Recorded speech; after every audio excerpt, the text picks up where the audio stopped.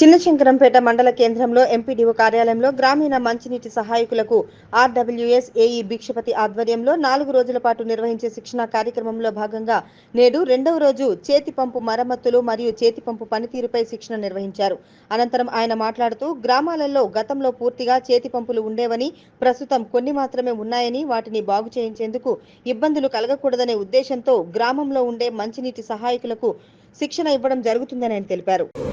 మన గ్రామీణ మంచినీటి శిక్షణ జరుగుతుంది, మంచినీటి సహాయంగా శిక్షణ జరుగుతుంది. దాంట్లో భాగంగా ఈరోజు ఈ హ్యాండ్ పంప్ యొక్క ప్రాముఖ్యత. ఒకప్పుడు హ్యాండ్ పంపులు ప్రతి గ్రామానికి చాలా హ్యాండ్ పంప్ ఉండేది.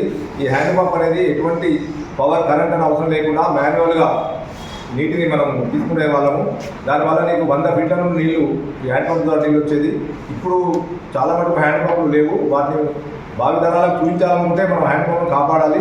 ఆ హ్యాండ్ పంప్ల పైన ఎట్లా రిపేర్ చేయాలి, ఎటువంటి రిపేర్లు వస్తాయి, ఆ రిపేర్ల గురించి ఈరోజు ఈ శిక్షణ కార్యక్రమంలో మనకు ఈ మధు అని మాస్టర్ ట్రైనర్ వచ్చిండు. ఆ మధు ఈరోజు మనకు ఈ హ్యాండ్ పంప్ల పైన శిక్షణ అందరికీ శిక్షణ ఇస్తున్నాడు. ఇది చాలా ఇంపార్టెంట్.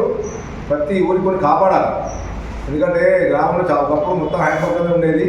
ఇప్పుడు మార్చాము, కానీ హ్యాండ్ పంపులు తగ్గిపోయినాయి. వాటిని కాపాడడానికి మనంతా మనం రిపేర్ చేసుకోవడానికి ఈరోజు ఈ శిక్షణా కార్యక్రమంలో అందరూ పాల్గొన్నాం.